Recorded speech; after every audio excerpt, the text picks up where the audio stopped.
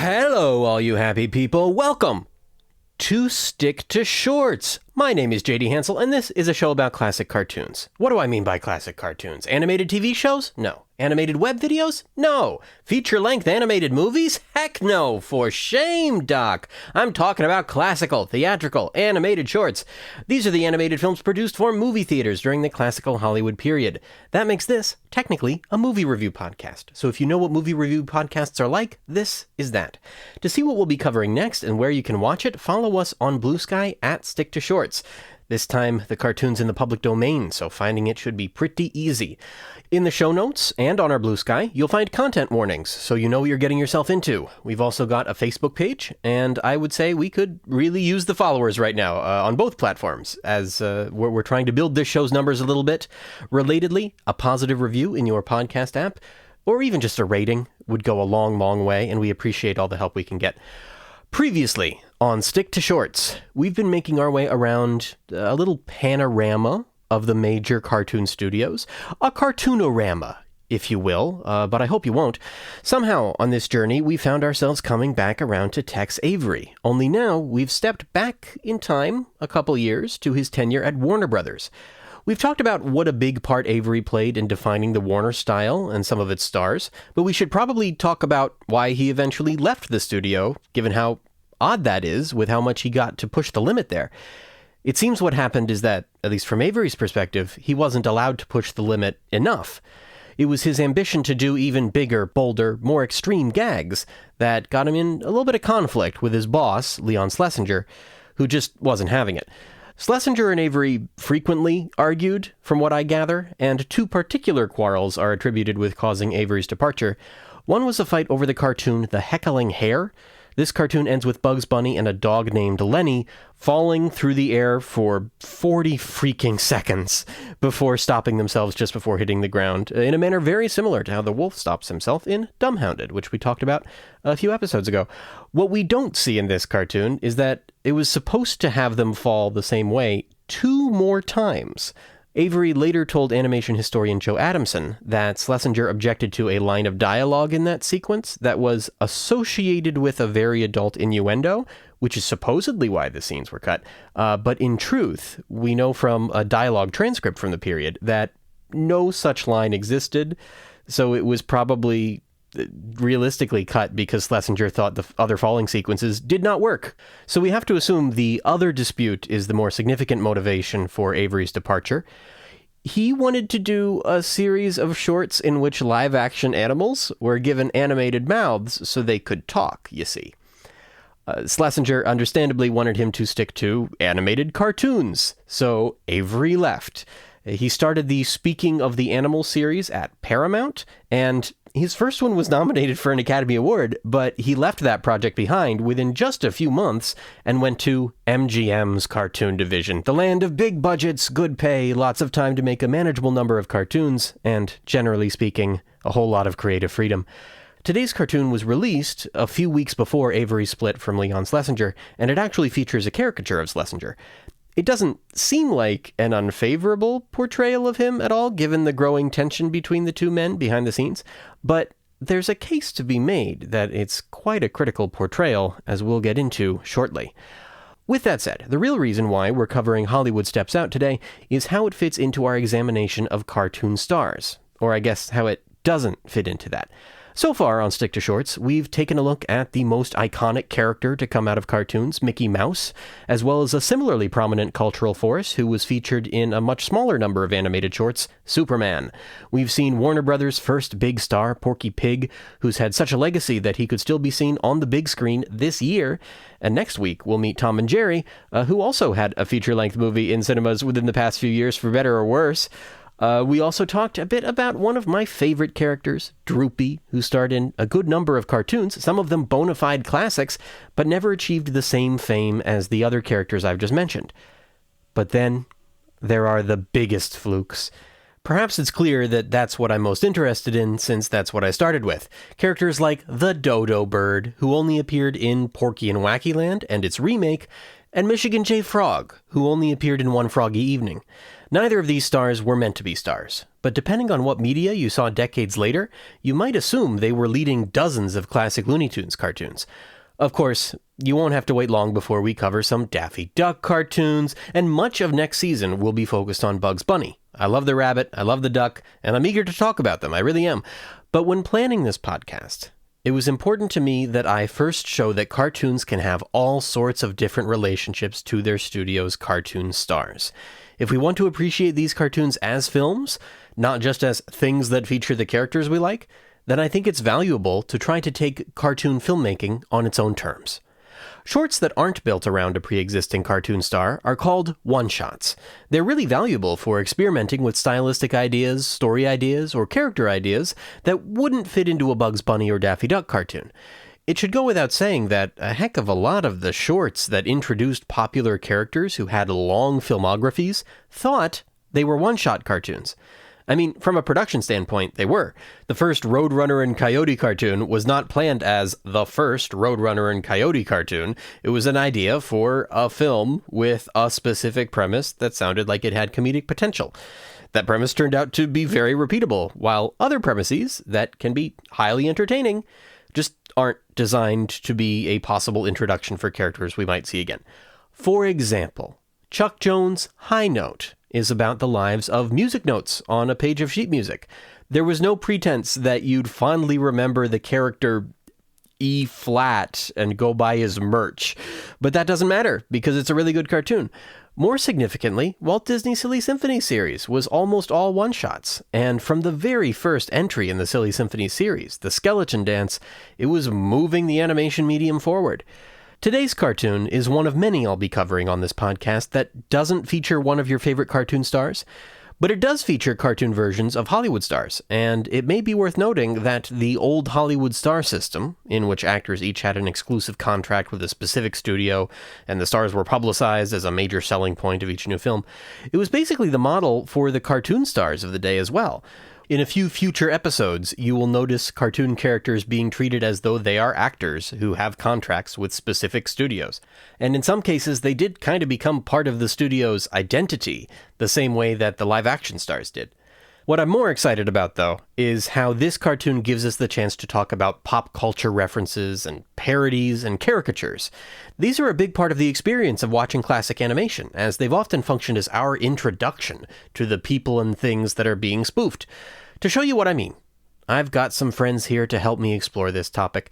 Joining me for this really necessary trip through Toontown are two of my friends from toughpigs.com, the hosts of Movin Right Along, a Muppet movie podcast, Ryan Roe and Anthony Strand. Hi, guys.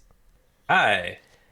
I didn't know if we were going to try to say hi at the same time, so I just said hi first. I'm Ryan. I was much more concerned, about specifying which of us is which. So okay, Anthony. Sure. Let's try that again. Okay. No, that was good. No, I think this is fine. We said it. No, too late. I'm going to try it again. Okay. Hi, Ryan Roe. Hi, that's me. Hi, Anthony Strand. I am Anthony. What's up, guys? It's the Caper Boys, reunited. Caper Boys! And in this case, the caper is that Hollywood is stepping out. Yes, it is. We should probably explain, because I would never assume that anybody listens to Movin Right Along, a Muppet movie podcast, that we're the Caper Boys because all of us have The Great Muppet Caper as our favorite Muppet movie. Yeah, initially... Go ahead. Well, and it's interesting we're talking about this cartoon, Hollywood Steps Out, because Caper has a lot in common with it, right? It's an homage to this era of filmoramaking. It's a throwback to what this is, yeah. Yeah, it's a throwback to the glitz and glamour of really the more like the 30s, but right, the era of so many of the stars featured in this thing. Yeah, yeah, absolutely. Well, I mean, that's the thing, is I know that the two of you are fans of some of the movies from this period, and certainly of the Marx Brothers. That's one of the things that is why you two are such good friends, to the point that you decided to commit to a podcast in which you talk about every theatrically released Muppet movie 2 minutes at a time. It was a very important part of and remains a very important part of our friendship. That's true. We talk about the Marx Brothers often. Perfect. I'm glad to give you another excuse to do so. You both just kindly sat through my rambling for the past few minutes about one-shots, and I thank you for that. So I was wondering if you had any particular favorite one-shots of your own that come to mind. I always liked anything that was just blackout gags, which I think mostly was Warner Brothers. I don't know if other studios did those, but It's a very Warner thing to do and a very Tex Avery thing to do for yeah, sure. and I know I seem to recall like other kids would kind of be like disappointed watching one of those like the Bugs Bunny and Tweety show or Bugs Bunny on TNT, and if a cartoon came up that wasn't one of the recognizable characters, they would be disappointed. But I was always excited to see those because it was something different. It was variety. There's one I don't know what it's called, but it's like nature scenes, and there was a bit where it says, "Here we see a beaver damming a river." And the river washes the beaver's dam away, and the beaver starts cursing the river in his beaver language. And I thought that was hilarious because it's almost bad language, but it's not really. Similarly, I liked any one where it was like the House of Tomorrow or whatever. Yeah. Yes. There we go. Now we're talking. Yeah, Speaking of Tex Avery, I was gonna say, yeah, that's some of his best work at MGM. Classic. Loved The Car of Tomorrow. Sure. Like a classic for me as a kid. Right. So I guess technically that is a series, right? There's That's three of them, true. 4 of them, but they all are essentially one-offs. But we talked about my favorite one-off last time I was here. It's the Dover Boys. Of course. it Right. is. That was a great choice. Yeah. Yeah, We easily. don't need to have that conversation again. That's true. I also am very fond of, I can't remember if I've mentioned this before on here, but probably Symphony and Slang. Sure. And that reminds me of Rhapsody and Rivets, which is another musical. Which reminds me of Three Little Bops, which Yep, is yep. the Friz Freeling jazz Three Little Pigs cartoon, which is certainly a favorite of mine. My kids will tell. I remember watching that with my kids for the first time, and they were astounded that that's what ooh ya coo is from, because I say it all the time, and it's the big bad wolf in Three Little Bops. I forgot he had dialogue in that. Yeah, oh yeah, he's a. It's he talks the Stan whole time. Freeberg, right? It's Yeah. all Stan Freeberg. Well, right, because he's narrating. narrating. The Yeah. narration, the Yeah. pigs, and the wolf are all Stan Freeberg. Yeah. Yeah. And so both of the ones that just came up then, as far as good musical examples of this, are Friz Freeling cartoons. Yeah. Because he also did like Pigs in a Polka is another thing where he's applying a particular musical style to the Three Little Pigs.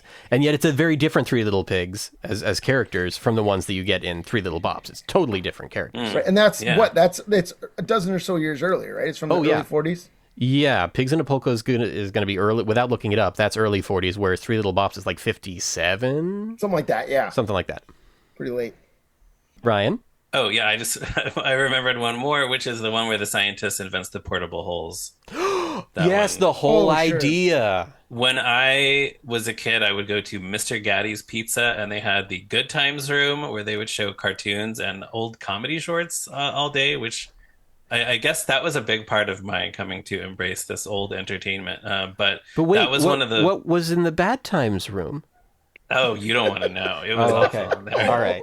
If you would only sit there if all the other seats were taken. Okay. Yeah, but and I think they had just maybe probably a handful of tapes that they would just play over and over again. So yeah, I would get excited when you said it's called The Whole Idea. Yes, that's a McKimson cartoon from 1955. Yeah, that's a good one. And one that I want to say was referenced in Who Framed Roger Rabbit? Yes, there's Yeah, a absolutely. crate of portable holes in the Acme factory that plays Yeah. a part. Yeah.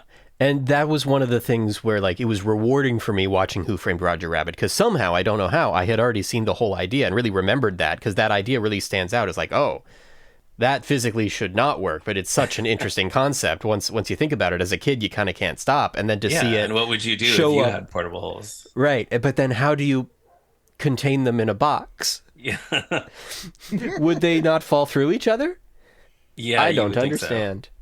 But that is a topic for another time, I suppose. That's for a science podcast to cover. Yeah, exactly. I'm not doing one of those just yet. We'll see, maybe someday. Once I've watched every single cartoon ever made, then I can do a science podcast. Stick JD, to science. you just got to remember that it's part of that great Warner principle, the implausible impossible. Let's go. Thank you. All right. Absolutely. Focusing more on the main topic of this episode, these classic films are historical pieces of culture. Sometimes that's easy to forget, but other times that's hard to ignore. These cartoons made topical references constantly because they didn't have any reason not to. The Behind the Tunes featurette, Looney Tunes Go Hollywood, that you can find on one of these Looney Tunes DVDs, interviewed a few animation experts about this subject. And while I can't promise that this quote I'm about to give you from animation historian Keith Scott wasn't edited in some way for this featurette, I do think it captures the idea that I'm trying to get at really well. He said, "They didn't think then that the cartoons would ever have a shelf life beyond maybe 2 showings. You know, they didn't know that years from then video would be invented and television would start showing them into perpetuity. There wasn't even a concern that maybe this joke will date. It was just, let's do it. It'll get a laugh." End quote. Truly no notion that these cartoons were anything but a momentary thing, the way that a newspaper was a momentary thing. Like when you think about what functions the cartoons, that is the comic strips served in the newspaper, that would, like, you expect you're going to get one week and then you're not going to see it again. It's going to be a different one the next week. And weirdly, animated cartoons for a long time were still understood as pretty comparable to their printed ancestor and treated very similarly, where like you're getting one this week and then a few weeks later you're going to get another cartoon and not expect to see the same one. So they just kept cranking these out, and in doing so they could keep the references pretty specific to their moment, and that results in just so many gags that are like really specific to the 40s that become the way that all of us first encounter these things. So to go through some examples, Peter Lorre is an actor who I associate first and foremost with hair-raising hair, because I saw that cartoon, and he's caricatured in a bunch of other Warner Brothers cartoons, including today's, this one, including Hollywood Steps Out. But like for me, he's the guy from Hair-Raising Hair. Yeah, and he's in a couple other cartoons too, which I know all of us saw that type of character based on him way before we ever saw. And probably a lot of people have still never seen Peter Lorre actually in a movie, but they've seen caricatures of him in old cartoons. You just know it's this sort of creepy guy. Yeah. And like the caricatures are usually not kind to him. Like they make him look really ugly in pretty much, I would say, all of his appearances, which is not fair to him. He was not that bad looking of a guy, but it was his movie persona going back to like M that he was a creep. I mean, that was kind of the point. Villains and creepy characters. Yeah. And Mae West, I would have learned about first from a Tom and Jerry cartoon, Mouse Trouble, when someone, I think it was like my uncle, was watching it with me and was like, "Oh yeah, that little robot going, come up and see me sometime. Come up and see me sometime." That's that's Mae West, and that's how I know who that is. There are some. What are some of your like moments that stand out as here's a dated cultural reference that I know first from cartoons? Okay, so the biggest ones, like you mentioned Peter Lorre, and obviously that's a huge one. The biggest ones that come to mind for me are a lot of the like Warner Brothers gangster stars. Were huge in Looney Tunes. Slick Hair is all about Elmer Fudd having to please Humphrey Bogart as an angry customer at his restaurant. And they call him Bogey and Mr. Bogart and things. And like it's not him. He didn't do the voice. You know. But it's just, that's who it is. That's definitely where I first knew him. Edward G. Robinson, who's in this cartoon also. And Racketeer Rabbit as just like a gangster. Like that's who a gangster is, you know, see? That voice, I think, we just grew up thinking that that's what an old mobster sounded like. Jimmy Durante is a huge one. Like he's in so many of these. He's in so many. And I always think of him from Book Review where his like, it turns his head and his giant nose trips the big bad wolf, you know? But, and I know he was a huge star. He truly was humongous, like a superstar.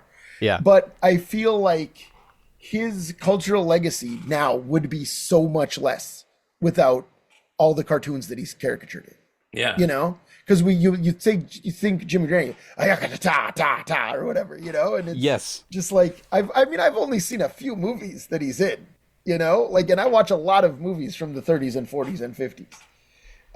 And I, you know, it's not like I'm pulling up the classic Jimmy Durante vehicles because most of them aren't classics, right? Like most of them haven't really Like, what I would say what he is associated with now primarily is Frosty the Snowman, of all things. Sure, Yeah. where he's the narrator, of course. Which is going to be like late in his career, I would say, after the era when he was the biggest, like such a big star in Hollywood. Right. Yeah. He's an old man. He's a legend. I mean, most of those Rankin Bass specials, the narrators are, Right.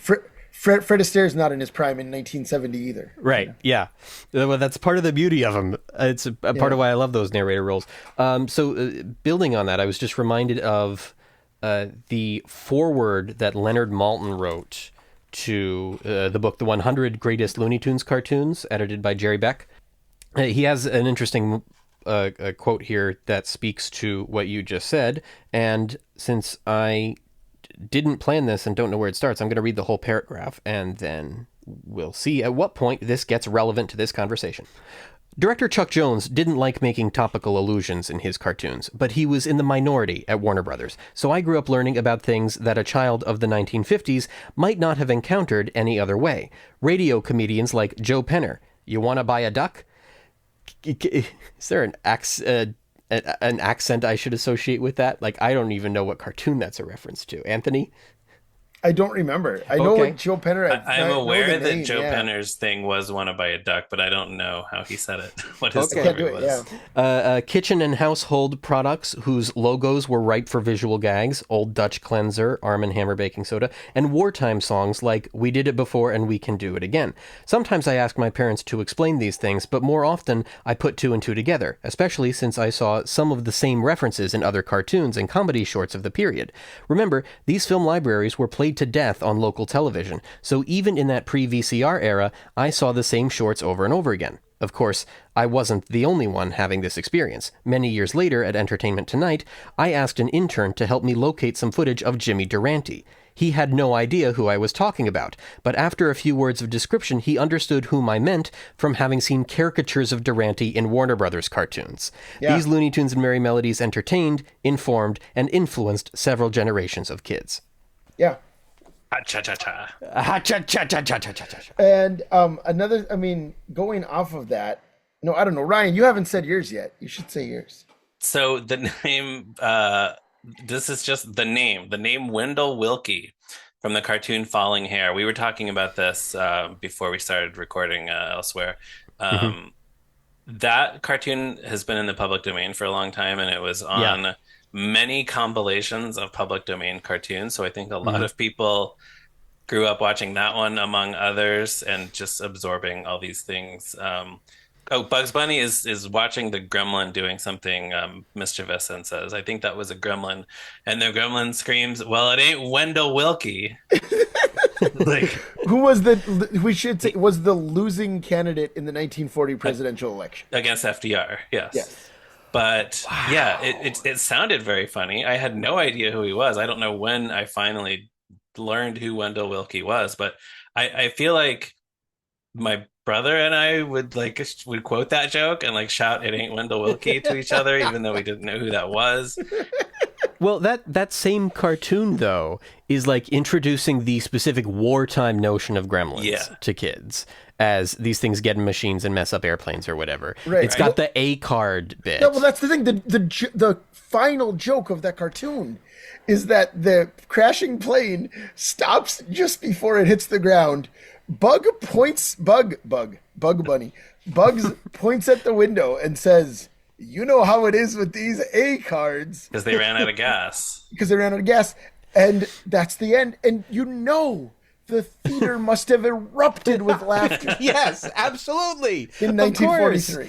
But I also wonder so often how, would that not be the most frustrating thing in the world? If you're having to deal with rations or whatever, right? And that's what you're living through. And then if you were today going to see a movie that's because of the time difference and everything's going to come out a few years later than when it was shot. If a movie was gee, get a load of these face masks, right? Really itchy behind the ears, we would just groan. We would hate those kinds of jokes about our current experience, and yet it seems like they did gangbusters in their day. Well, I think it's just different. I think these cartoons are 7 minutes long. And you're a gonna factor. I mean, like you're not gonna go to the theater to see Falling Hair. You're going to the Right. theater to see, Mrs. Miniver. Like, you're gonna watch Mrs. Miniver after this. Yeah. You're just like blowing off steam watching the cartoon, and then, Yeah. and then you're gonna settle in for the real movie that's not gonna be as silly. Also, there is a lot of online comedy about terrible things that are happening right now. That's true. That's true. That's, you know what? Not That's what it exactly is. the Is that a same. lot of it has shifted to the internet. Yeah. You don't really want that from your mainstream Well, yeah, and Hollywood you movies actually and get it shows as quicker much. now. Right. You get it so much more quickly now. But also, I think that on the internet, it's easier for someone to seem like sort of an outsider commenting on that. Whereas when it's the system, so to speak, then it's not quite as funny. And maybe that's also part of why these cartoons that were a little bit more outside of the main studios in a way, Yeah. that like are always sort of presenting themselves, even in this cartoon in a way, as sort of these outsider underdogs. Maybe that makes it much more interesting for them to make these jokes than it would be for a major studio now. Sure. So Yeah. so what you're saying is that this cartoon would be better, or Falling Hair would be better, if Bugs Bunny and the Gremlin were just the same person shot from two different angles, and like one of them's doing a voice, and wearing a wig. And there's an annoying repetitious song playing in the background. Yes.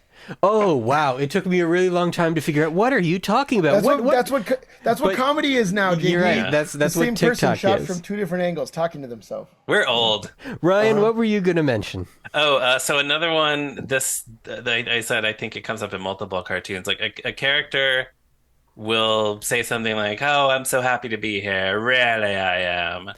And I'm not even certain. I think this is supposed to be a Katharine Hepburn. It's Hepburn. That is Katharine Hepburn. So Caricature. It's definitely Hepburn, but I don't know that it's from anything specific. right, it's so weird though. That like so the But it's Katharine always Hepburn. the word really, like really. It's all I yeah. do, It's really, rally I am, rally I do. Yeah. Yes, the Katharine Yeah. Hepburn impression is weirdly a staple of Tex Avery cartoons, like a staple. Other directors absolutely used it, but Tex used it all the time for years and years and years. The 1938 cartoon Daffy Duck in Hollywood uses the Katharine Hepburn impression for two different characters at different points in the cartoon. Wow. It's the voice of Red in Red Hot Riding Hood. Right. Oh yeah, yeah. It's the same freaking thing. As it happens, there was supposed to be a Hepburn appearance in this cartoon, in Hollywood Steps Out, and I think either it got cut before the film's release or it got cut out later after the release, as a lot of things did. We'll talk about that later. Yeah, it feels like she should be here. Really feels like she should be here. Rally, she should. Really, she should. Anything else we want to cover before we get into it? Lou Costello in the cartoon A Day at the Zoo, the character Egghead, who was kind of a recurring Looney Tunes character, repeatedly is teasing a lion, and the narrator has to scold him and say like, "Oh, you shouldn't do that to that lion. You're Right. a bad boy." And he says, "I'm a bad boy," which was a Lou Costello thing. Right. It's like specifically at the very end when he is in the lion's mouth, having That's the finally been punchline, eaten, yeah. He is you repeats hear it out the of the final dark, I'm a bad boy. Right. And yeah, that's another one where classic Looney Tunes cartoon that I saw earlier than most others because it was on a VHS tape of public domain cartoons. Yeah. Like, we talk about how we got so much pop culture knowledge from Looney Tunes cartoons, but like we also got so much Looney Tunes knowledge from just whatever was in the public domain. That's such Yeah. a big factor here, Yeah. to For be sure. I'll mention briefly, Kilroy was here. I definitely learned from Haredevil Hair, the first Marvin the Martian cartoon. Which Sure. was specifically a World War II military thing. Yeah, very much so. And I, speaking of public domain cartoons, Daffy Duck and the Dinosaur. Oh, Another definitely. one I grew up with, and the main character in that, the voice is supposed to be Jack Benny, which I did not realize, I think, until you pointed it out to me, Ryan, the last time we talked. Yeah, we talked about that recently. Yeah, it's a caveman who for some reason sounds like Jack Benny. Is Jack Benny. It That's just the is thing, Jack. Yeah, it's is wild. that, like, we've seen Warner Brothers draw Jack Benny many times in many ways. There is a whole cartoon that is kind of the inspiration for this one, in which he's hosting a beach party, Malibu beach party. That kind of paved the way to this cartoon, or maybe it was right after, but it's like the same caricaturist. And then also the mouse that Jack built is just, Oh, yeah. what if The the mouse. Jack Benny characters were mice? Similarly, the Honey Mousers is, what if Yeah. the Honeymooners were mice. And Babbitt and Costello, we were just talking about. Right, Abbott and and we're in Costello. the point where we're referencing things that Shane Keating has brought up in comments on my posts about Stick to Shorts. But yeah, Babbitt and Costello are cats sometimes, but then sometimes they're dogs, and sometimes they're mice. They're mice, yeah. It's weird. But the point is that everybody at the time would have recognized that they were Abbott and Costello. Absolutely. And now, how much are these Abbott and Costello caricatures all that funny? I don't know. I don't think that they're the high point of A Tale of Two Kitties or whatever. No. Like, the high point is 100% Tweety. Yeah. Yeah. And actually, what's the hypnotism one? It's just like the hypno mouse or whatever. I've heard of it, but I don't know off the top of my head. Okay, because we watched that, and my kids who like Abbott and Costello movies were delighted that that's who it was. Really? Like yeah. Like, because they love those guys. They love Lou. I should say they love Lou Costello. Sure. No child or adult loves Bud Abbott. But Unfortunately, you are absolutely right. That cartoon also has the not a blackout gag, but rather a gag about blackouts. Because that one ends with Tweety yelling, "Turn out that light!" yeah, and then all of the light, including like the sun or the moon or whatever, goes out. And that's, again, another like World War II specific joke that would not play for anyone after World War II. Although I thought it was funny as a kid. Yeah, again, just yelling, "Turn out that light!" You didn't understand it, but it seemed funny. Yeah. Maybe it's just their commitment. Like when you watch something from people who know that they're funny and in their time are correct, then it ends up somehow kind of translating, if only by being really silly. Yeah. So I've got another quote here from Keith Scott. This is from the same little featurette where he said, "The highlight of the parody cartoons was one that Tex Avery did just before he left to join MGM Studio, and it was called Hollywood Steps Out. At the same time, they were doing newsreels about the big craze of the nightclubs here, the Crocodero, the Macambo, and Ciro's, and all these glamorous places that used to exist when all you could see is searchlights in the sky every night."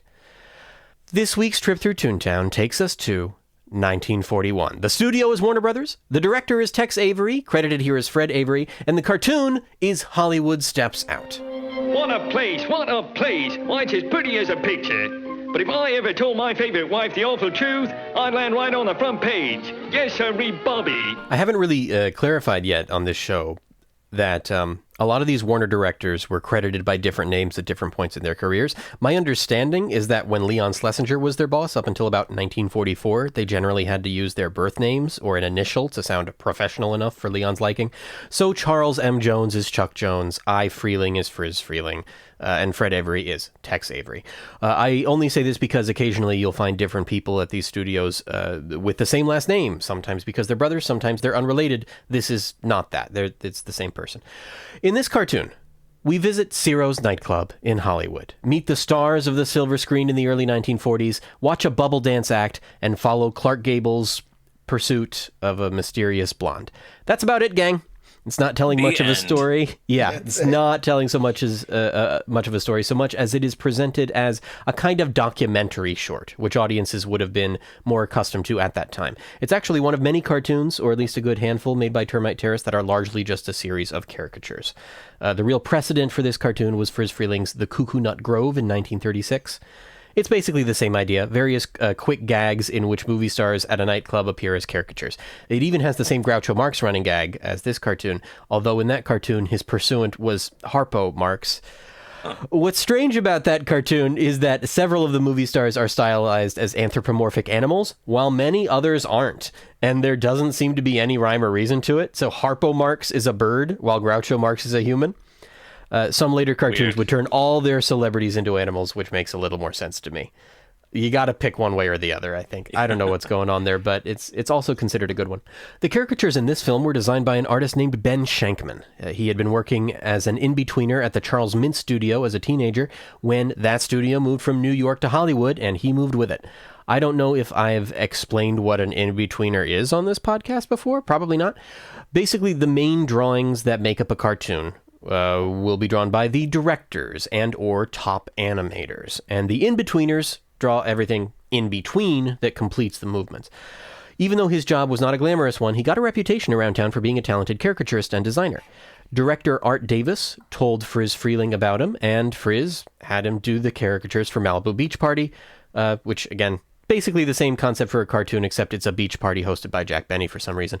Before that cartoon was released, though, Shankman joined the Schlesinger staff, and Tex Avery snatched him up to work on Hollywood Steps Out. So Shankman and Avery and at least one background artist went to Ciro's nightclub to study the place and the people there, and made about 50 different caricatures. Writing about this film in Jerry Beck's book, The 100 Greatest Cartoons, Keith Scott, it's him again, wrote, "There have been many 21st century comments about how this cartoon's cultural references, like conga music and its raft of celebrities, are impenetrable to a contemporary audience. However, on its initial release, Hollywood Steps Out was hyped as a special event and given publicity build-up in the Los Angeles Times. Audiences in 1941 would have greeted every caricature with instant recognition and hearty laughter." End quote. Ryan, Anthony, I want to hear, how do you feel about Hollywood Steps Out? I want to hear from Anthony because, Anthony, my question for you, I seem to recall at one point you saying that you weren't a big fan of what you described as these old Family Guy cartoons. So, am I remembering that correctly? You are correct. In So my I want to notes, hear, in my notes, my first note at the top of the page is Family Guy. Because Okay, go on. Because much like that, obviously more recent show, still current show in its 4 millionth season, Yeah, so often the joke is just, here's something you recognize. right. And in this cartoon, the jokes are almost all just, here's something you recognize. Mm-hmm. And it starts with Cary Grant just listing titles of his movies. Yeah. It's just Cary Grant being like, I told my favorite wife the awful truth. That's the front page. Yeah. Or whatever it is. I think those are all, actual lines. Yeah, and it's just like, that's not really a joke. Nope. Yeah, I mean, I'm a little bit of a hypocrite because I think Family Guy is one of the worst TV shows ever made because most of the jokes are just things that you recognize. Sure. But somehow it feels different. And I guess I would have hated this cartoon if I was, around when it came out. Maybe so. For that reason. But Yeah. because these are like old classic stars of a bygone era, it feels different to me watching it now as an old cartoon. Right. Right. And I do certainly think it's more interesting to talk about. Like, I didn't intend to come to this podcast recording and be like, who cares? Hollywood can step out of my life. Like obviously, I think it's like a valuable trend in classic animation, whatever. Well, but I don't laugh really. I mean, I laugh at the antics of Bugs Bunny and Daffy Duck an awful lot. Right. I think I am with you here. I think that my feeling is also, I am glad that this cartoon exists because it's a really interesting piece of history. It's fascinating that this was funny. That's why I kind of like it. However, I'm not sitting here having belly laughs by and large. Absolutely not. Yeah, I mean, I don't think I laughed much. They do at least make an attempt to create gags. It's not just showing pictures of these celebrities. It's they're trying to do something funny with most of them, not all of them, I guess I would say. I think it's important that the Cary Grant one is first because there it's able to establish the joke is that we're giving you this up close look at the real lives of these movie stars, and it turns out, is there any more depth to them than what you see on the big screen? No, that's it. There's less depth. They're just their filmographies. Yeah, sure. That's it. The G-man is just the word G over and over again. And that was the wildest. That's one that I laughed at. That's the wildest because what's he doing there? You're no movie star. What is this? No, right, yeah. Why is J. Edgar Hoover hanging out with Edgar celebrities? Hoover's just there saying G, G, G. Yeah. Because he's so... J. Edgar Hoover, by the way, famously would not be turned on by I was the thinking bubble about dance that. girl. I don't think anybody knew that at the time. But no, a sexy lady doing a bubble dance would probably not interest J. Edgar Hoover much. Really? G. So I showed it to my kids are huge Looney Tunes fans. They love it. We watch them a lot. 20 Good. minutes. You're a good dad. Thank you. 20 minutes before we watched this cartoon, Miles was acting out Duck-a-Muck on the back porch. He picks up his foam sword. On guard, musketeers. Are they able to relate to other children in school, or?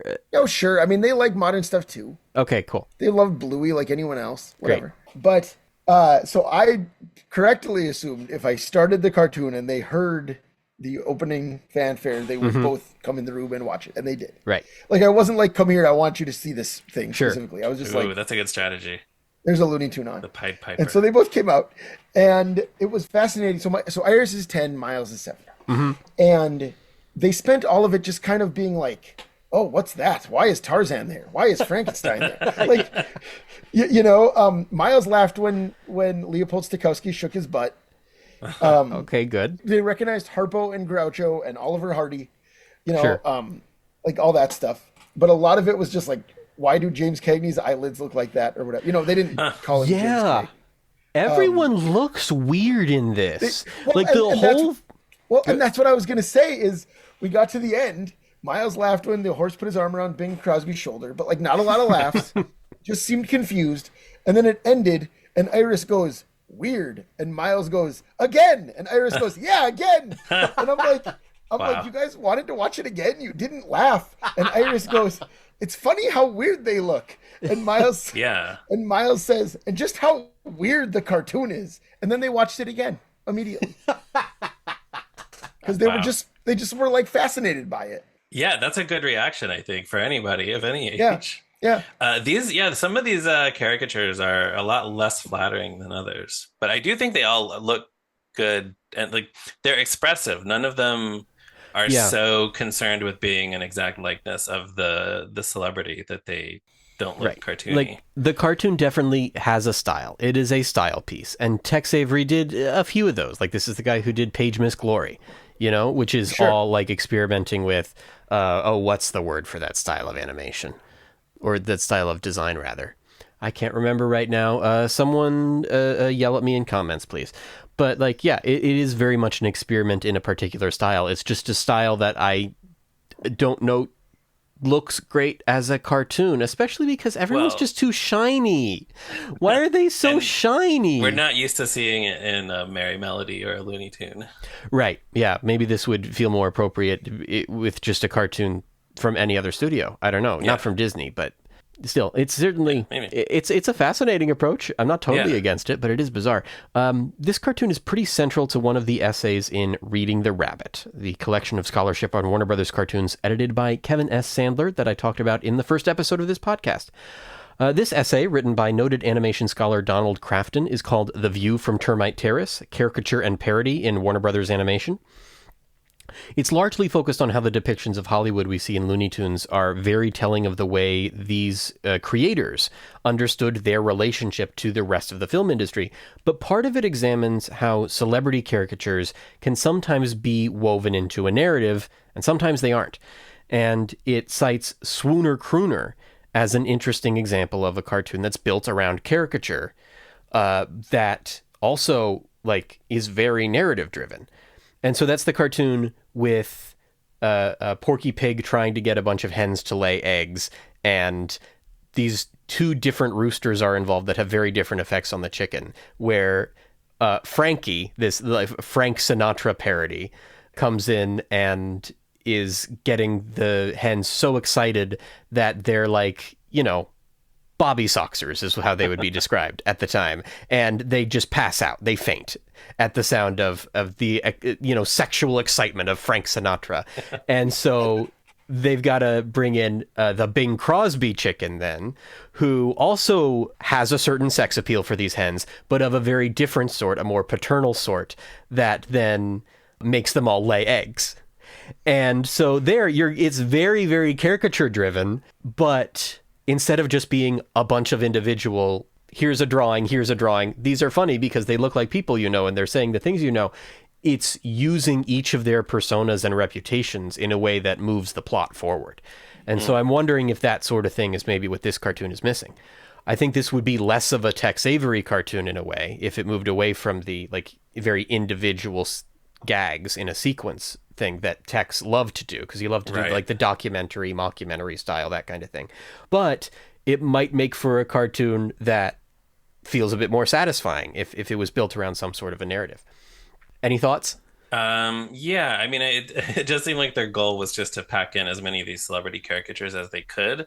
I don't know if they would be able to do that to the same extent if there was more of a plot. I guess the closest thing that pops into my head is that Disney cartoon where they're playing polo with Right, celebrities. Mickey's Polo Mickey's Team. polo Yeah. team. That's Yeah. a fascinating one because Disney didn't mess with caricatures nearly as much. They did it a little Right. bit. They've got that Mother Goose Goes to Hollywood cartoon, which I've never seen.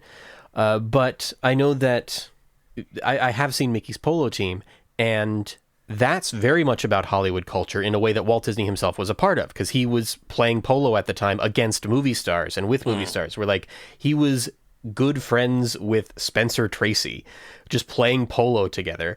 And so you get this fascinating cartoon about that part of Hollywood life where you have a Disney team that's like Mickey, Donald, maybe Goofy. The Big Bad Wolf is on Mickey's polo team for whatever reason. He's just a star at the studio. Yeah. And they're up against like Charlie Chaplin, Harpo Marx. Yeah, although I guess now that I think of it, that still isn't really much of a plot. It's just kind of silly things that happen while they gags, play yeah. polo. It's still kind of just a bunch of gags, but it's Yeah. still strange to then see like Shirley Temple animated by Disney sitting in the stands alongside the tortoise and the hare. Yeah. Sure. Well, I think to go back to your question about having a plot, I think, again, like I kind of said this earlier, but placing the cartoon in the context of an evening's entertainment at the movies. Right. I think if you're doing caricature, it makes more sense to leave the plot out. I think you got 8 minutes, whatever this is, and we're gonna see a newsreel. We're gonna see a Joe Dokes short or whatever. We're gonna watch a movie, maybe 2 movies. I think Yeah. it's fine to just give them 7 minutes of Clark Gable turning to the camera and being like, "I'm doing this again." Yeah. Stick around, Like, folks. Who cares? You know? Okay, great. So now you've turned around and you've decided this cartoon's a masterpiece, right? Yeah, I believe I just described it as it's fine to have Clark Gable look at the camera. Who cares? Yes, that is. Yes, that is but how we I can read describe between the lines. That's how I describe masterpieces. It's fine. Who cares? Yeah. I have a historical question talking about people seeing this at the movie theater. Would it have been reasonable to assume that the average moviegoer knew about Ciro's, which was a real Hollywood night spot for celebrities? That's a good question. There were, from what I was reading, there were newsreels at the time that were focused on that. Okay. So like people would have seen that because Ciro's was a relatively new nightclub and it had become the Yeah. place to go for That's what I was Hollywood reading. stars. Yeah, it opened in this incarnation of it had just opened in 1940, Yeah. It which was like, originally as a celebrities only club until in 1942 the owner sold it to somebody else and they let the public join in too. right. And so you got these documentaries that were like, ooh, look at this, look at where the celebrities dine. Yeah, But okay. like I say documentaries, but they're like these short newsreel type things. Newsreels, right. Yeah. And those were popular enough at the time that it made sense for this cartoon to parody that. Yeah, and it That's doesn't my really understanding. matter. Yeah, because they just needed a setting where it would make sense for a lot of celebrities to be. But Right. Pretty much. and the other thing I found out was that location is now since 1972 the home of the Comedy Store, which is a famous Hollywood is. institution unto itself. So that's Yep. pretty cool. Yep. Let's talk about what happens in Hollywood Steps Out. So we've got the Cary Grant bit, as you said, and then Greta Garbo comes along selling cigarettes and Why are uses... some of the celebrities guests at this club and some of them are working there? It seems like it's mostly Garbo who's on the staff. Like, Why does Greta who Garbo else have is to work staff? selling cigarettes? I don't. I mean, is it like? I'm wondering if it's a mean joke about her age because it looks like she is depicted as being like a has-been. She looks very But I tired. could be and wrong. droopy. Yeah. Yeah. Let the record show that she. What year is this? 1940. 41. 41. That's the year she turned 36. Yes. Okay. Oh, But yes, right. I mean, definitely treated as like a has-been, I'm sure. Right. You know, but Yeah. Also, was she known for having very large feet? Because much is made of the size of her feet. Yeah, I've never heard about the feet outside of Yeah, this cartoon. that if that was a thing, if that was a stereotype about Greta Garbo, it has not endured. I mean, is there a more famous Greta Garbo thing? I want to be alone. Yeah, Garbo speaks, Garbo laughs, all Right. that. Ninotchka, when Right. when Melvin Douglas kisses her in Ninotchka and she says, "That was restful." I don't know.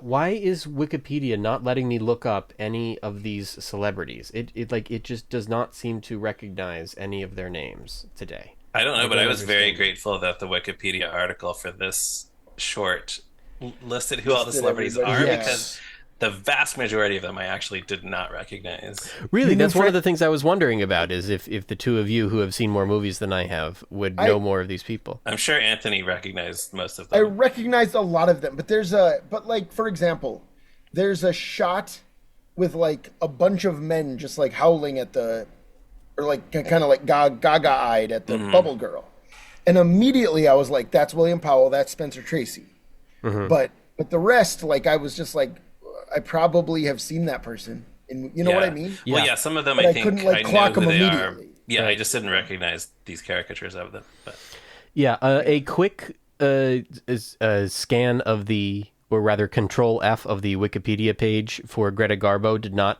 yield anything for feet.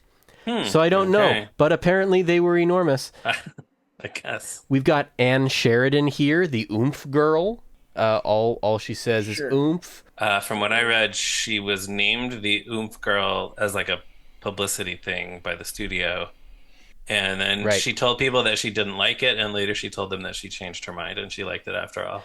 Yeah, I so just saw her in a Warner Brothers movie, They Drive by Night, ooh, with yeah, Humphrey Bogart recently, and she was quite good in it. Did she have oomph? She had oomph. It was a drama. I mean, she wasn't Okay. like doing oomph stuff, I guess. I don't know. Good movie though.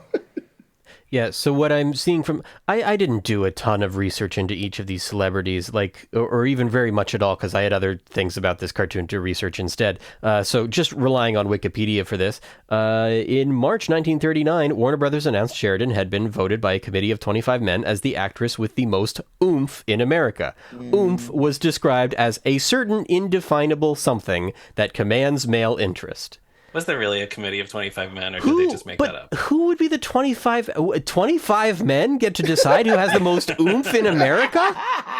Shouldn't there be oomph regulations? Who has the most oomph in America right now? What? We should ask the listeners of your podcast, who has the most oomph in America right now? It's true. If we wanted to, we could assemble just 25 men. Yeah, Yeah. And ask them to comment on who has the most oomph. we could. Here, is guys, We can do this. Guys, we're gonna ask the 25 men we're closest with who has the most oomph. The answer is gonna be Annie Sue Pig. Okay. Okay, She's you're the new you're oomph building girl. a really good case that we have to do it, Anthony. Let us know in the comments on Blue Sky or whatever who has the most oomph. The fourth and fifth people we see in this cartoon, I'm not going to list every person we see in this cartoon by no means, but like number 4 and 5, early in the cartoon, we see non-celebrities. They are underscored by the Looney Tunes theme to kind of help us know who they are, and it's Leon Schlesinger and his business manager, Max Binder. These are the bosses. Oh, I recognize Schlesinger, actually. Yeah, he's pretty recognizable, and if you ever happen to see anything like the Christmas Party film that they made at the studio, then Binder becomes like a really recognizable caricature because they loved to play with how silly Max Binder looked. I've got another quote here. This is a couple of quotes that I'll mention because this is really what that essay in Reading the Rabbit by Donald Crafton focuses on. It's really interested in how these two men are depicted. So the first one, Schlesinger's presence, for those few who would have recognized him, was all in good fun. But fun is not neutral ideological turf. It may divert analysis and diffuse serious interpretation, but a closer inspection always highlights fundamental relationships about economic power and social control. Oh, that's such a JD quote. We're doing academia, folks. You know it means academia when nothing can be left alone and everything's got to be about a power dynamic. Oh, yeah. Oh, yeah. This is stick to shorts, baby. JD is dancing in his seat and pumping his fists. For the It's true, listeners. it happened. The men are being flattered by constructing lifestyles of the rich and famous for them, but the producer's desire to associate with stars and capitalize on their aura is also being satirized. In fact, Schlesinger, though he was probably never a millionaire, did attempt to lead the life of a movie mogul, for example, by ostentatiously traveling to New York to attend the theater and sailing to Catalina on his yacht.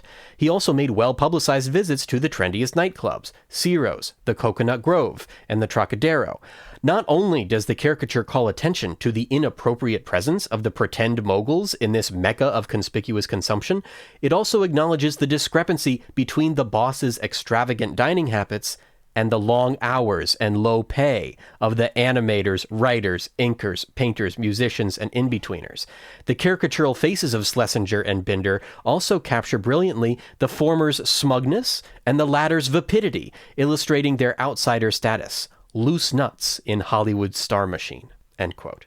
Well, obviously, I picked up on that. Right. Yeah. Naturally, it's what we all think when we watch this cartoon. I'm sure your kids, Anthony, were talking about the class dynamics inherent in Hollywood Steps Out. But really, like, it's so interesting that the animators don't try to put themselves into the nightclub at Ciro's. They know they're not allowed to go there. No, it's funny. I actually thought that guy, it was Tex Avery, the other guy who's not Leon Schlesinger. I assumed. Yeah, I mean, fair enough, no. a fair assumption. But no, they're like, the bosses get to go into Ciro's, but they look out of place here. Like, it kind of creates, in just a few frames, this hierarchy in which you understand there are real celebrities, there are our bosses who are fakers pretending to be celebrities by going to these nightclubs when nobody knows who they freaking are. And then bottom of the barrel, the animators who are not allowed to be depicted in a place like this. Like the dinners at Ciro's in real life were not the $50 that it advertises. They were $7.50, but that was considered an enormous amount of money for a dinner. The places where these animators were going when they wanted a night out were $1 dinners. Yeah, there you go. That's the difference. There's a great moment in here in this essay that I really do love. It's worth reading if you can get a copy of the book, that has a poem. It gives you a poem that was like circulated within the Warner Brothers studio, written by one of the writers there, possibly Michael Maltese. I'm not sure, we know for sure, but it captures how these animators understood themselves at the time in terms of their status, their income level, that kind of thing. And so I would like to read, it's pretty short, I'll read it for you now. Ode to a Loan Company, or Lament of a Storyman. It was down in the Bronson Valley that me and my pal Stu wrote gags in the termite terrace with 8 other punch drunks too. We bought a cheap rug for the floor. It was a thing divine. I know this. When I get fired, 1/3 of it is mine.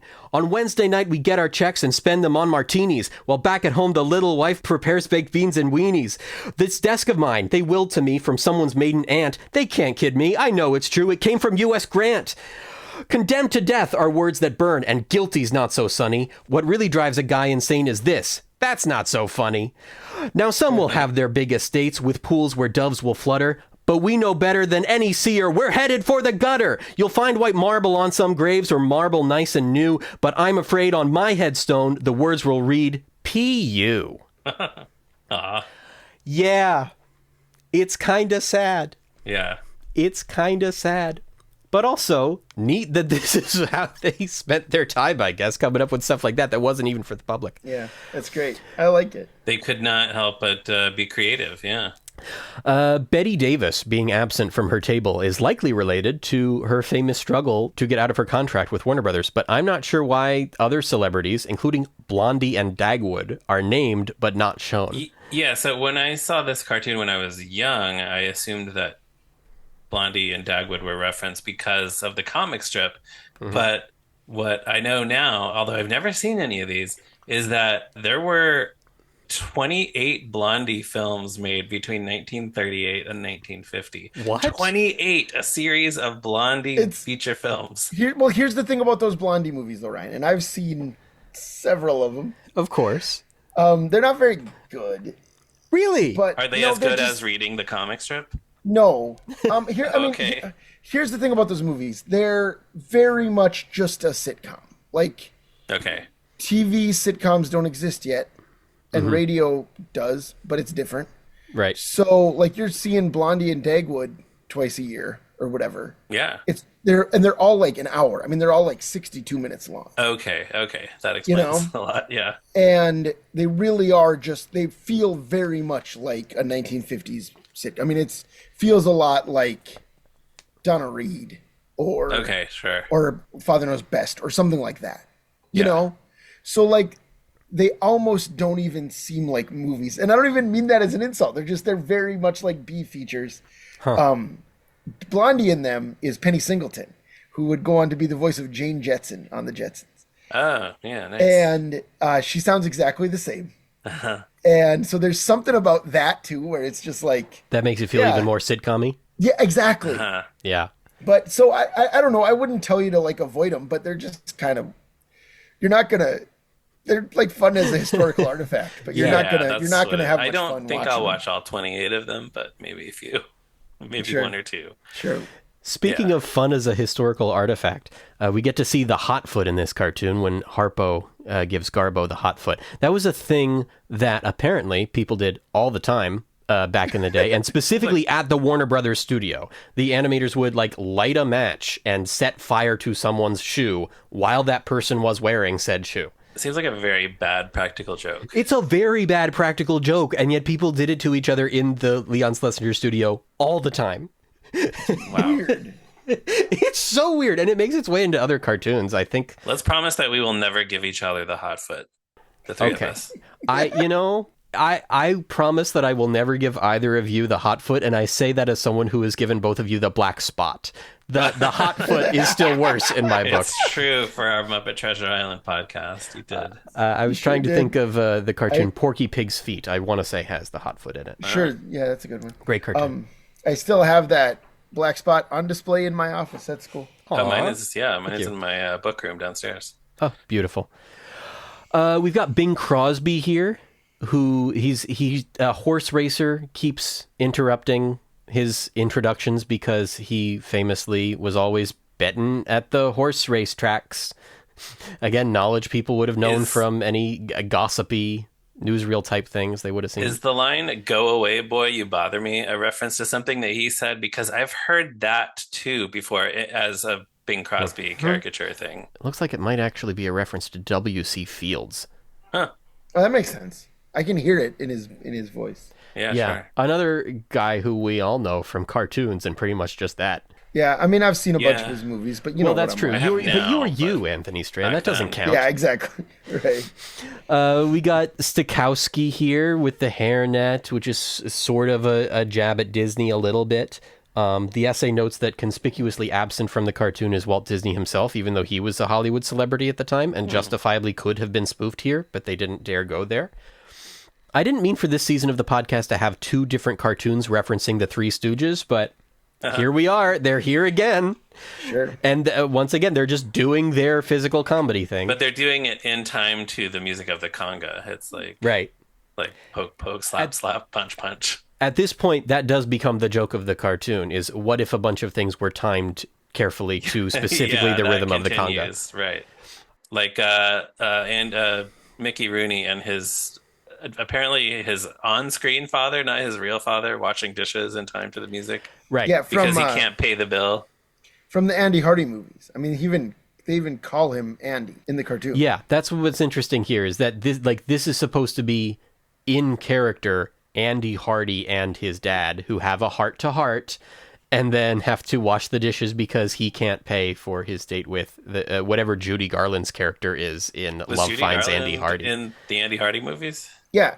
Oh, She's- okay. She's in at least one of them. Yeah. Got it.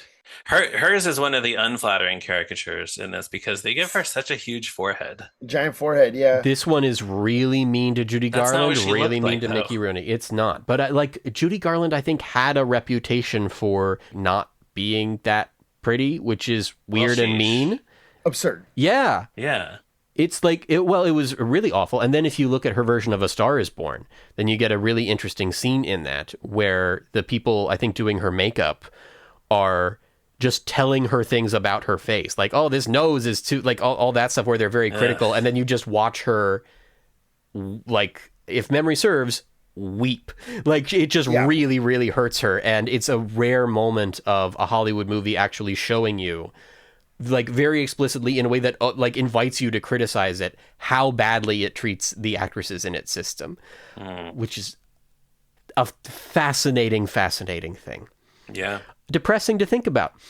So we've got Sally Rand coming up here again, who appeared earlier in the cartoon, but didn't. Like, earlier, she is named when she hands over some sort of, like, mink or something like that. And it is presumed, because her thing was being a bubble dancer, that was her only article of clothing, and the reason why we don't see her is that she was naked. Right, she was naked under this. She comes back again here to actually do that bubble dance, but is now referred to as Sally Strand. Yeah. Anthony's grandmother. Any relation? My grandma's name is Helen. Oh, okay. No, I actually don't have a Sally Strand that I know. I'm sure there's one somewhere. I come from a big family. But I was excited, and my kids were excited. You know, like they were just like, Strand, you know. Great. Why did they change her name? It's weird. Why did they change her name mid-cartoon? You're right, yeah, because they addressed her as Miss Rand earlier. Yeah, they get it right before. So maybe it's specifically a Bing Crosby dig? We're coming out of this with more questions than answers. So there's the bit with Henry Fonda where we hear, I guess, presumably his mother. His mother. Or maybe explicitly his mother. I forget if they made that explicit in the cartoon, but she goes, Henry! Well, okay, so that's the Aldrich family, a popular radio show of the time. That's a reference I do know. Yeah, the son's name is Henry Aldrich. And isn't that kind of the opening of every episode? And that's the opening of the show, exactly. Yeah. And I only know this not because of this cartoon, but because of Book Review. Where they do the same joke, but it's Henry the Eighth. Right, that's right. Yeah. I rewatched Book Review recently, and I forgot that was in there. Now, Anthony, you would say that Book Review is a great cartoon, right? Yeah, one of my favorite things ever made, yes. A lot of it is structured kind of like this, but only some of it. Right, but specifically the reason it's one of my favorite cartoons ever made is because halfway through, Daffy Duck hops off of a Looney Tunes comic and is just like, this is a Daffy Duck cartoon now. Right. You know? Then there's still caricatures, but then he's doing the Danny Kaye thing. He's doing the nothing could be finer than to be in Carolina in the morning. You know, like it's the great great big ears. I'll be better to hear you with Durang. It's very entertaining, although if anything, it feels even less intentionally planned out than this one. That's probably true, but it's just I think. Oh, what do we do next? We still have 2 more minutes to fill. I think exactly what I love about it though is that it's one of these where it's like, fine, who cares, right? And then Daffy just takes it over and says, "This cannot stand." Like, it needs to be Daffy Duck going crazy, turning into a giant eyeball, you know, right?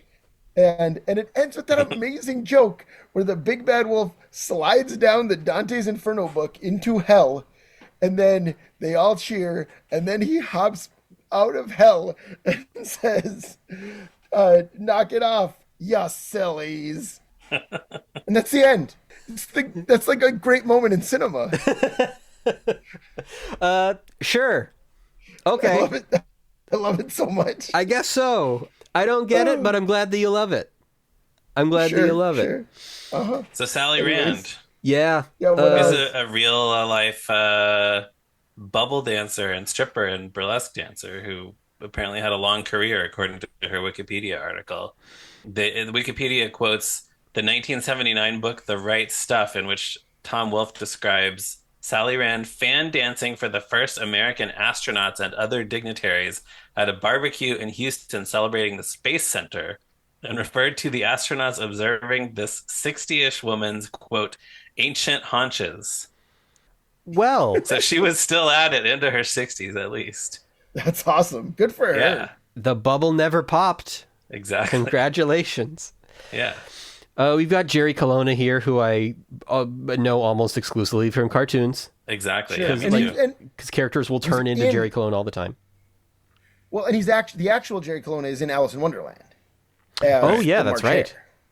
You're right. I forgot about that. Yeah. Yeah. Good call, Anthony. He was a cartoon voice actor as well, actually, not Right. just caricature. But Weird. yes, same. Here is he has is Yehudi the most impenetrable gag in this cartoon? had to look that one up. That was really confusing to me. Yeah. So And next to Jerry Colonna is like an invisible person holding a pair of binoculars ogling Sally Rand. Well, it's just supposed to be like the universal invisible man, right? Like Frankenstein. Not exactly, no. No. No? This was a Jerry Colonna thing, apparently. It was like, I don't know, JD, do you have notes on this?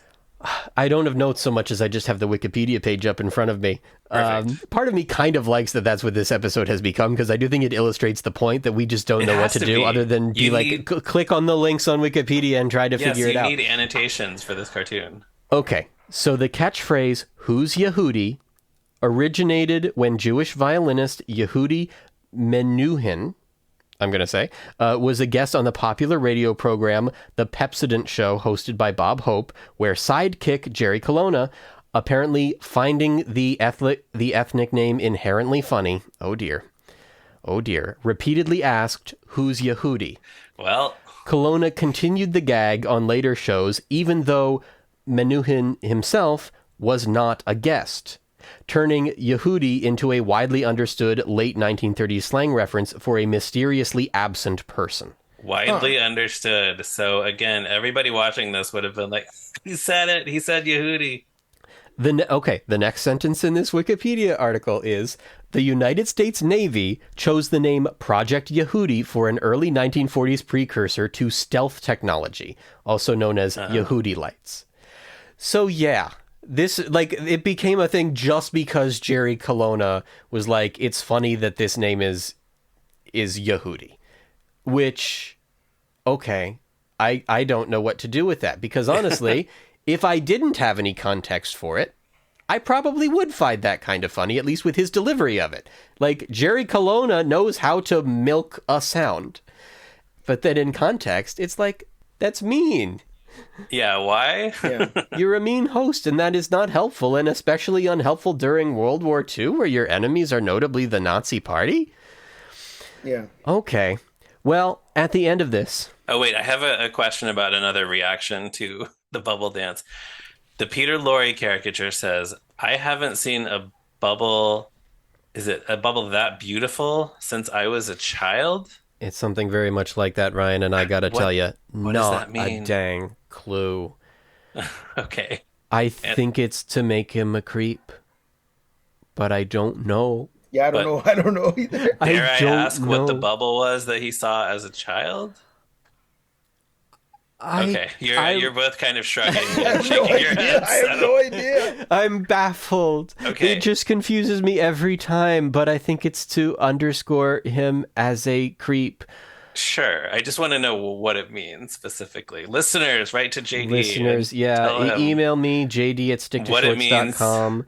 Tell me I've done a bad job researching for this that episode, Peter because I Lorre- have. No, you haven't. You've done an excellent job. This just parts goes of to it? prove how dense this thing is. There are absolutely parts where I could have Googled a lot more before this if I had not, like, spent much of last week in Orlando, Florida on vacation instead of working on this podcast. Well. So yeah, I have, my priorities have been a little bit different, and they have included relaxing in as much as one can while walking across like 3 different Disney World parks in one day. Well, that sounds great. No comment. So thank you. So Groucho, Yeah, heard of him.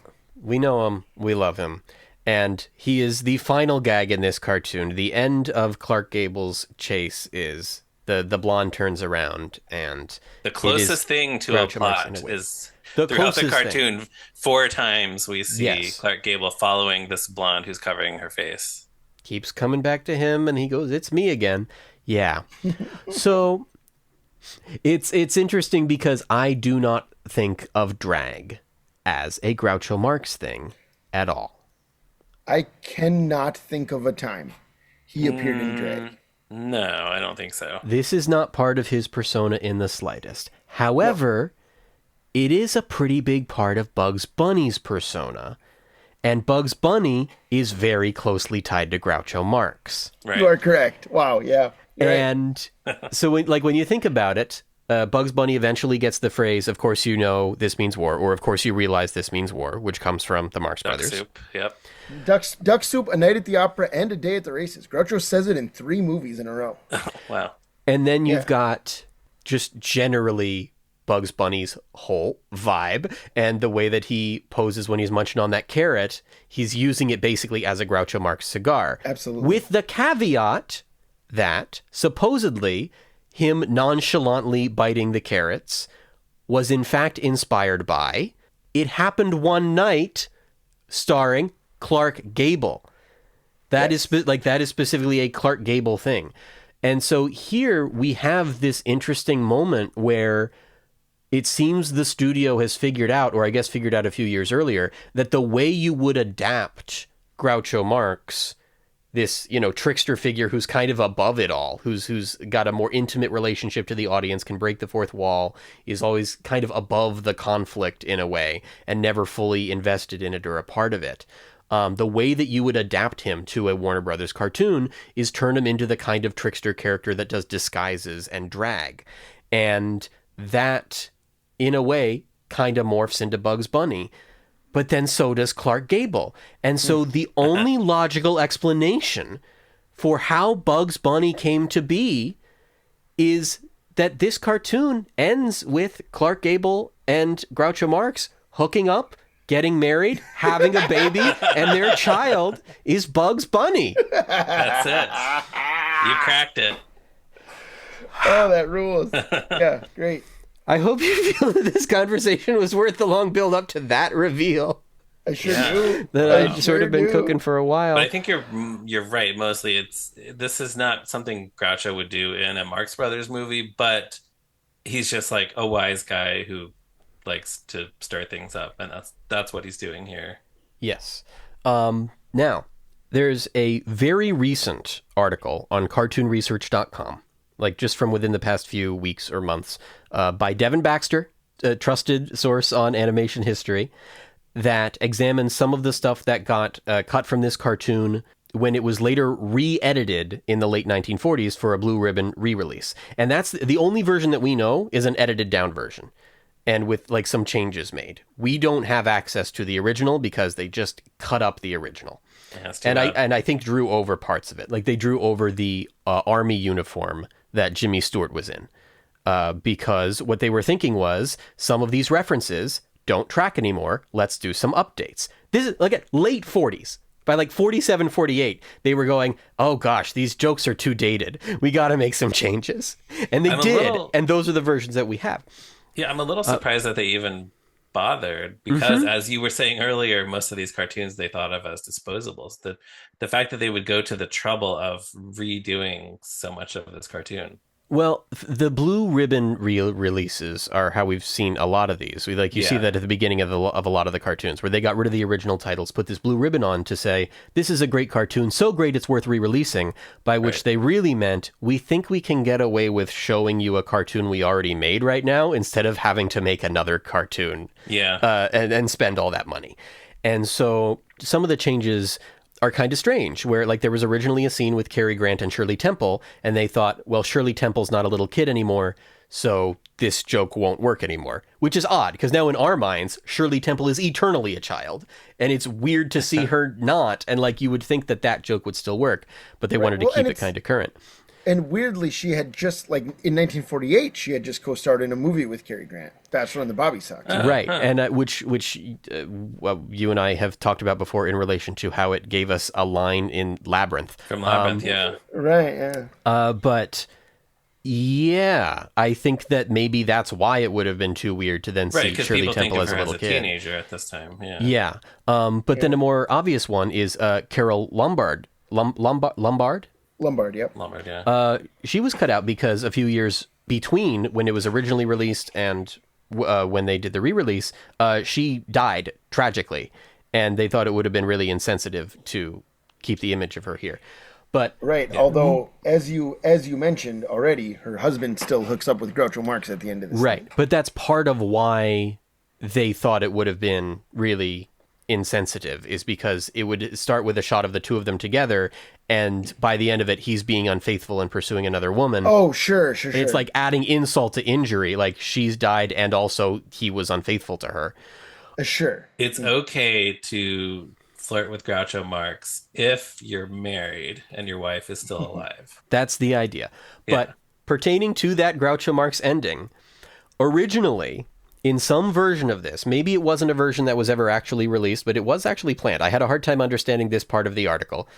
It supposedly was going to end after the reveal of Groucho with one of the two characters, presumably Clark Gable, saying, "I'm a bad boy." Bringing us back to where we started with A Day at the Zoo. There's like another account of what line was supposed to go at the end, with him saying something to the effect of, well, I'm going to get what I came for, implying that he's still going to like kiss Groucho Marx or whatever. So, yeah, something like that. So this is an interesting one for where it sits in like the Tex Avery filmography. Because like it doesn't totally feel like it's a Tex Avery cartoon because stylistically it's so different. Yeah, if you had just shown me this and said which Warner Brothers director made this, I never would have thought Tex Avery. Yeah. And yet, like, he did a number of documentary style cartoons, and this is one of them. And he was always trying to kind of move away from getting stuck doing the same characters over and over again. And I don't know about always, but at least eventually he was really moving away from that and towards just gags for gag's sake, pure list cartoons. That's just here's a gag, here's a gag, here's a gag. And this is very much in that style completely. What's unusual about it, I would say, is that it's not just the same few jokes over and over that are in all of his other cartoons, I don't think. Like, you actually get a number of different jokes, even if those jokes are just, here's a reference to one celebrity and here's a reference to another. Whereas usually a lot of his cartoons are much more alike each other, I would say. There's never a moment where somebody does something shocking and somebody else does like a big double take. Yeah, no one's eyes are popping out of their heads. Right. You don't have anyone holding up a sign that says, you know, expensive, isn't it?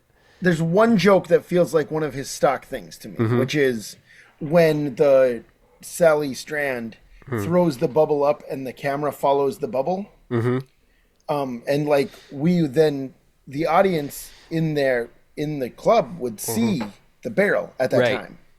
We, the audience at home, don't, but we're just like supposed to not think about that, right? Right. Yeah. When it's revealed later. But also just like the camera following a thing away from the main action is something Tex Avery did a lot. That's true. Okay. Another interesting thing there is in the audio commentary track for this by Greg Ford, he points out that the whole idea of a bunch of men watch a woman perform who they're very attracted to is the basis for Red Hot Riding Hood. Sure. Like in the way that it's That makes framed, sense. the kinds of shots that you get at the tables in the nightclub, like it's composed very, very similarly and thematically very similar. Right. Yeah. Even earlier, I said that the guys, Spencer Tracy and them, are all howling at her, which they aren't. It just feels like they should be because it's a Tex Avery cartoon about a woman dancing on stage. Yeah. Speaking of Tex Avery, I've got a little game for the two of you to play. Your podcast started as a podcast about 1979's The Muppet Movie, and I know of 3 jokes that I can remember right now in that movie that appeared earlier in Tex Avery cartoons. There may be more, but so far I'm thinking of just 3. So starting with Ryan, I'd like each of you to try to describe one of the 3 jokes that is in a Tex Avery cartoon and then in the 1979 Muppet Movie. And after one of you makes one guess, then it becomes the other's turn. I am gonna guess, just because it seems cartoony, that coming to a fork in the road and seeing a giant actual fork stuck in the middle of the road is in a Tex Avery cartoon. You are correct. That is in the cartoon Wild and Wolfie. Oh, phew. Very nice. Anthony? A character pulling out the script to consult the script for the picture. Ooh, I hadn't thought of that one. I bet it it's is, somewhere right? in there. It's got Seems to likely. be. Well, actually, you know what? We can say yes because of the first Daffy Duck cartoon was directed by Tex Avery, and which is called Porky's Duck Hunt, in which Porky absolutely. pulls out the script and goes, wait a minute, that wasn't in the script. And there's definitely something like that somewhere in the Muppet Movie. The Muppet Movie. Well, it's that they're gonna. Dr. Teeth asks what Yeah. they've been up to, and Kermit says they don't have time and tells Fozzie to give him the script. I'm going to give you the point for that one as well. Ryan, it's cool. back to you. Okay, I'm gonna guess having the film break in the middle of the film. Does that happen in a Tex Avery I movie? can't think of one off the top of my head. That's another one where listeners will have to help, but I can't think of one. There's similar stuff to that. Does it go to Anthony? Sure. There's a very specific one. Is it the giant pie on the billboard being a real pie? Again, not that I can think of. That I have feels not seen it every feels Tex Avery cartoon, but it very, feels like it. very Avery or very Looney Tunes, certainly. I'm going to say that you have, I think, if I'm not mistaken, each tied with 1 point, I think. Unless, believe Ryan, did that's you get two? So there's just two fine. more that you're thinking of, though, Yes. right? So one is the follow that car joke. For Tex Avery, it's follow that cab. In the Muppet movie, it's follow that frog. Where as soon as the character says that, with like meaning, once I get in, follow that car. Oh, sure. It takes off without them, and they have to. Yeah, that is in Red Hot Riding Hood. Okay. But the big one is in The Shooting of Dan Magoo. When Droopy cartoon, correct? a Droopy, that's right, one of the great Droopy cartoons, where he says, "Hello, all you happy taxpayers." It's Oh wait, I know, because I just watched this Ryan, go ahead. after you and I did the Droopy episode. It's Drinks on the House. That's right. Oh, Character. sure, I think that it's. makes sense. I can't remember if it's the bartender or the wolf, but one of them says, "Drinks are on the house," and they all run up onto the house for drinks. Yeah, and it occurred to me like, oh wow, Jerry Jewell and Jack Burns definitely saw this cartoon. Yeah, and yet I imagine that these jokes were probably done earlier in vaudeville or whatever. Probably, like they've probably already been done to death by the time Tex Avery is doing them. And yet, comic strip or it's something, interesting that like so much old humor was then filtered through Tex Avery cartoons to get to the Muppets. Yeah, Yeah. nothing is new. All is vanity. That's really the theme of this podcast at the end of the day, right? That's your new tagline. Should we mention the two voice actors who are not Mel Blanc, who do all of the celebrity voices in this? Well, I've got a little bit on one of them actually here, because once again, Keith Scott, voice actor expert, pulling through here in his writing for the article on this, essay on this, piece on this. I don't know how to describe it. His Hollywood Steps Out piece in the 100 Greatest Cartoons book, 100 Greatest Looney Tunes book. Kent Rogers, I'm quoting here now, Kent Rogers performed most of the voice impressions with great skill, remarkable since Rogers was still in his teens.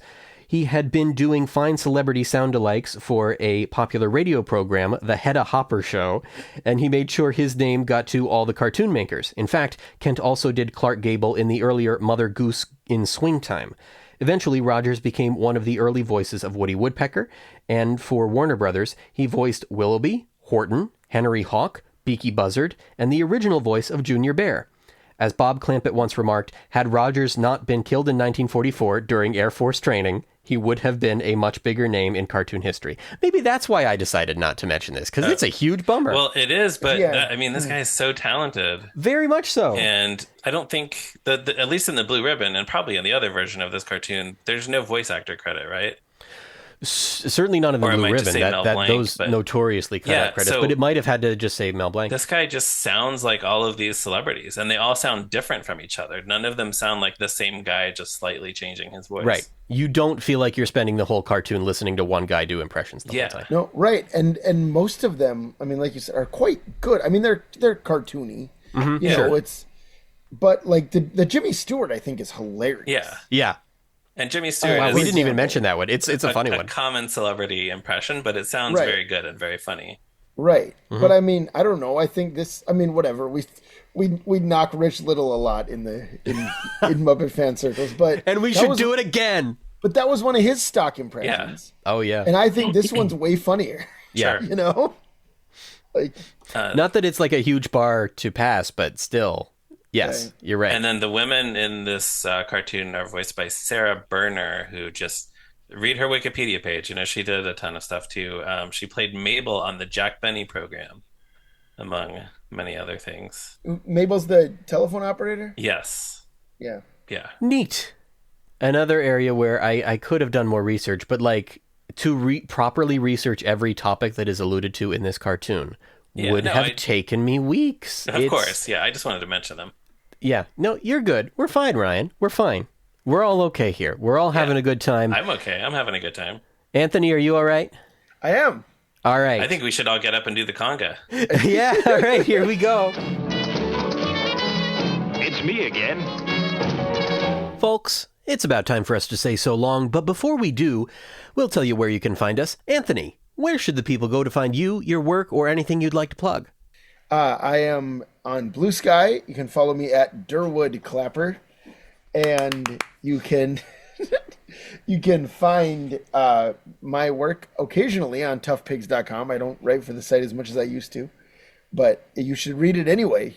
There are many talented writers, more talented than myself, including JD Hansel. I'm not saying either of you are more talented than the other. The great JD Hansel. Okay, JD all is a right. very talented I'm writer. shrinking Right. right now. I'm shrinking. A writer for the website. This feels He's so shrinking, weird. but his Okay. work continues to loom large. Oh no. And Okay. You can also find me co-hosting Movin Right Along, a Muppet movie podcast that will return someday. When will that happen, Ryan? Here's what I can tell you for sure. When is this episode coming out? Do you know, JD? Probably like early to mid-June. Okay, yeah. So absolutely by the time this comes out, you will have heard, or there will be available a bonus episode of Moving Right Along about the Muppet Treasure Island sing-along home video. My favorite movie. Yeah, so that'll be out there. And then, yeah, I mean, I'm just going to say soon we will be starting our season on Muppets from Space. That great masterpiece. I do hope you can keep a little bit of room in your schedule for being on a few more episodes of this podcast, because this has been a lot of fun. And Ryan, you've already kind of answered it, because Moving Right Along is so much of what you're known for now. But where should the people go to find you, your work, or anything you'd like to plug? Yes, toughpigs.com. I post stuff there as well. I'm on Blue Sky at me, Ryan Rowe, and I'm on Letterboxd at Movies Are Neat. You can find me on Letterboxd at JD11PC, same handle for Blue Sky. And if you'd like to reach out to me about the show, email me at sticktoshorts.com. You can find Stick to Shorts on Blue Sky and Facebook by searching for its name, which I just said. If you have a moment to spare, please give this podcast a rating or review in your app of choice and post about us to all your friends so more people can find us. Like, genuinely, this show is not getting a heck of a lot of attention, and I like to think it's coming together nicely and could use just a few more ears. So, spread the word if you can. And now, some closing thoughts. Tex Avery would go on to find the creative freedom he was after at MGM, and I think it would be fair to say that, in many ways, he benefited creatively from having more control over his films.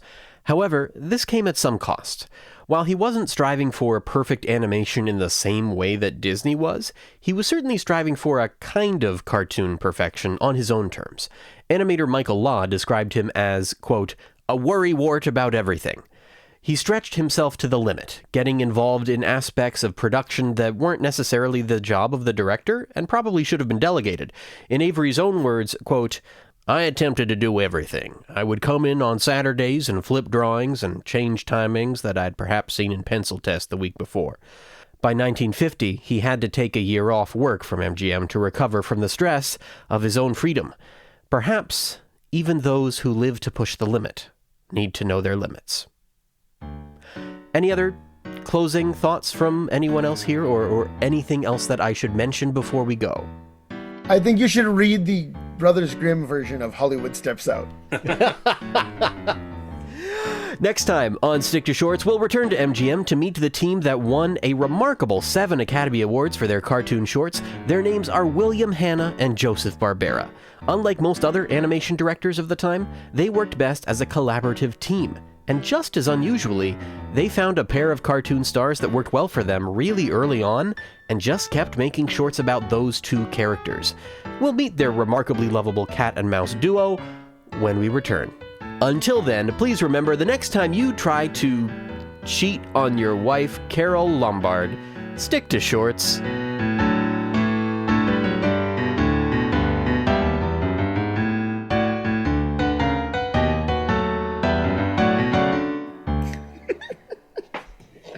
Oh man, Hollywood Steps Out. That was so fun. It was? Do you think Chico Of course it was fun. Okay, good. Do you think Chico was jealous that he did not get caricatured in this? he never gets the caricatures. Like, it's always Harpo and Groucho. Like, it's Harpo in Mickey's polo team. He's in Mickey's polo team, isn't he? Aren't they all three in Mickey's polo I don't think so. I could be wrong. I think it's weirdly just Harpo in that. I could be wrong, though. Slick hair, which you mentioned before, mostly about Humphrey Bogart, but then you also have Groucho, like Bugs as Groucho, again, drawing the Bugs and Groucho connection. Wow, I forgot to mention that before, that Bugs has impersonated Groucho very directly multiple times. But then, and Elmer then is there as Harpo, and there is no Chico in sight. Yeah, I think Chico is does not make for as obvious a caricature as the other two. He's got the hat. Like, I hear true. you. Right, You're not wrong. So there is, I was trying to see, I Googled Marx Brothers, Mickey's polo team, whatever. And it does appear to just be Harpo. You're right. People do, on the Marx Brothers Council Facebook page, people occasionally post depictions of all three of them in old cartoons. So there are a few. Okay. There is an article on Collider called "This Disney Short Had Mickey Mouse and Donald Duck versus Harpo Marx and Charlie Chaplin." That's what it says. Yeah. Accurate. The photo is a collage of Mickey Mouse, Charlie Chaplin, and Life magazine photographer Alfred Eisenstadt as Groucho. Oh no, they fell for it. Not even That happens a lot. It does happen a lot. This guy, Alfred Eisenstadt, did a series of photos of himself as celebrities in the late 50s. And his Groucho is like often used as a picture of Groucho. Somewhere on Amazon, you can buy a book of Groucho quotes that has Alfred Eisenstadt on the cover. Let's convince people that a picture of Maria from Sesame Street is actually Charlie Chaplin. Charlie Chaplin. Start posting that picture around. All right. I'll stop the recording here. Okay.